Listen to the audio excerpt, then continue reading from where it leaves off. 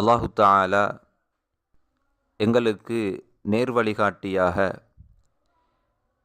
எங்களுடைய வாழ்க்கைக்கு தேவையான அனைத்து விடயங்களையும் உள்ளடக்கிய மிகப்பெரும் ஒரு பொக்கிஷமாக இந்த அல் குர்ஆனை இறக்கி தந்திருக்கிறான்.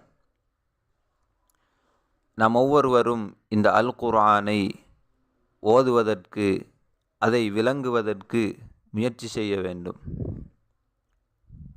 ஏனென்றால் எங்களுக்கு அல்லாஹ் கடமையாக்கிய இபாதத்துகளில் மிக பெரும் ஒரு இபாதத் தான் இந்த தொழுகை. இந்த தொழுகையில் சூரா ஃபாத்திஹா திருத்தமான முறையில் ஓதப்படவில்லை என்றால் எங்களுடைய தொழுகை ஏற்றுக்கொள்ளப்பட மாட்டாது.